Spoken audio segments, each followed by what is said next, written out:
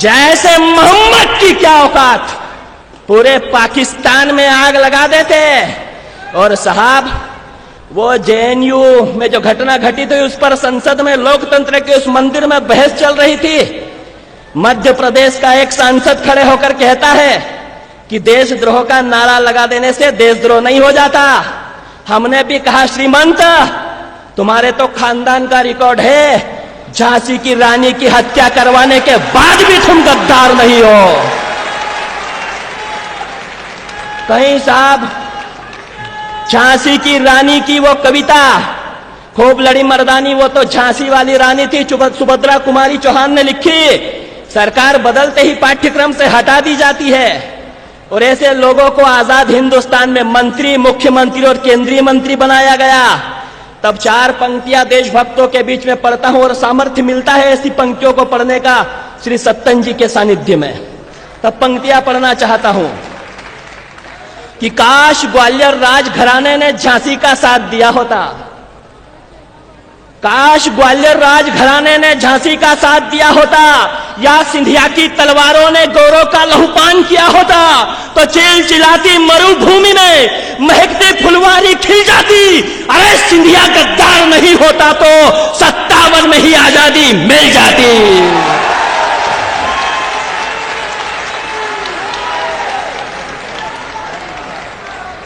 और एक भारत माता की।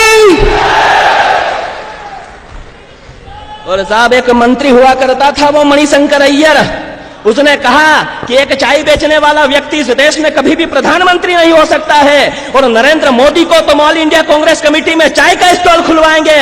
इस देश की जनता ने जवाब दिया और मणिशंकर अय्यर को चाय का स्टॉल खोलना पड़ा। तो पंक्तियां पढ़ना चाहता हूं कि यूं तो चाय बेचकर भी गुजारा हो रहा था, यूं तो चाय बेचकर भी गुजारा हो रहा था, पर भारती की दुर्दशा पर व्यथित मन रो रहा था। जरा झांक कर देखो भारत के पौराणिक इतिहास में, कंस वध करने वाले कान्हा जन्मे कारावास में, तानाशाहियों, सामंतवादियों के मिथ्या भ्रम को तोड़ना पड़ा, और सत्ता के भूखे भेड़िए देश ना बेच दे, इसीलिए चाय का धंधा छोड़ना पड़ा।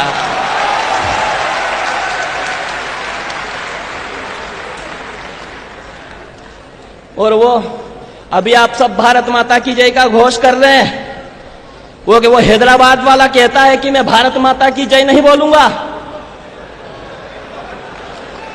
ऐसा नहीं है साहब, ताली बजाओ तो फिर अच्छे ढंग से बजाओ।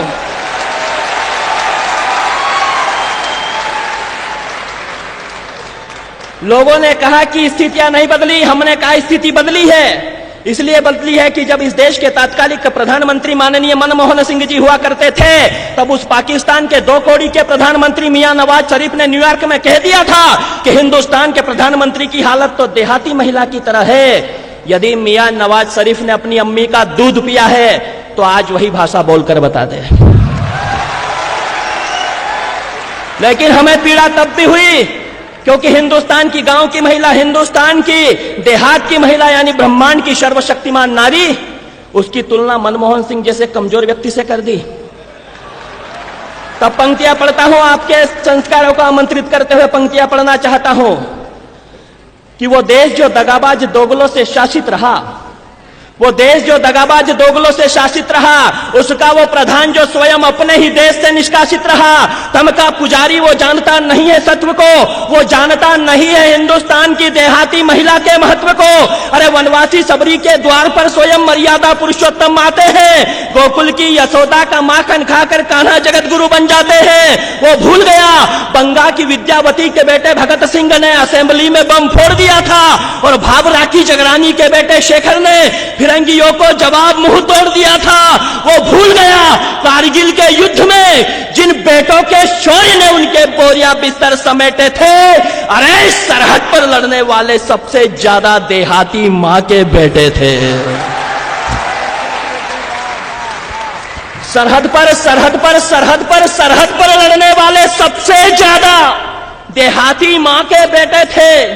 वो माँ जो सूरज से पहले उठकर गायों का दूध दोहा करती है, वो दादी जो झोपड़ी में रहकर भी पोतों की सलामती की दुआ करती है, वो बहना जो गोबर सने हाथों से भाई के लाड़ लड़ाया करती है, वो काकी जो गालियां देकर भी जिंदगी के सबक पढ़ाया करती है, वो फसल काटने वाली, वो गोबर बीनने वाली, अरे सबकी सभी स्वाभिमान हमारी है। बतला मियां नवाज शरीफ, एक भगोड़े से अधिक क्या औकात तुम्हारी है।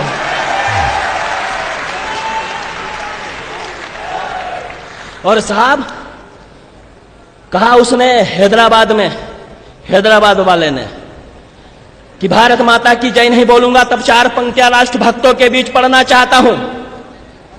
हमारी निष्ठा किसी व्यक्ति में नहीं, हम तो त्वदीयाय कार्याय बद्धा कटियम वाले लोग हैं। तब पंक्तियां पढ़ता हूं कि 7 सुरों को मिलाकर एक लय बोले, 7 सुरों को मिलाकर एक लय बोले, तुलजा भवानी के सिंह की भांति होकर निर्भय बोले, जिसकी रगों में हो अपने पिता का खून, केवल वो ही भारत माता की जय बोले।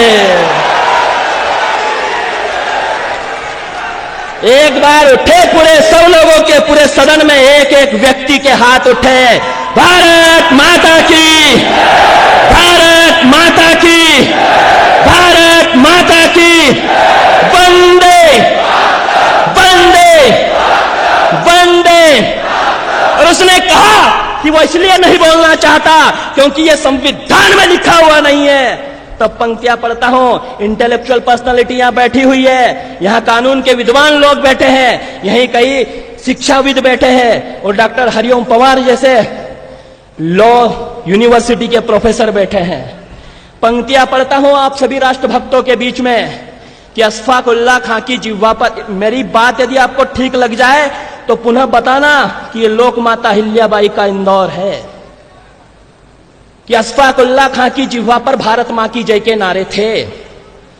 अशफाक उल्लाह खां की जिह्वा पर भारत मां की जय के नारे थे। भारत मां की जय कहकर कुर्बान हुए अब्दुल हमीद हमारे थे। अग्नि पृथ्वी आकाश त्रिशूल दे निज धाम चले गए।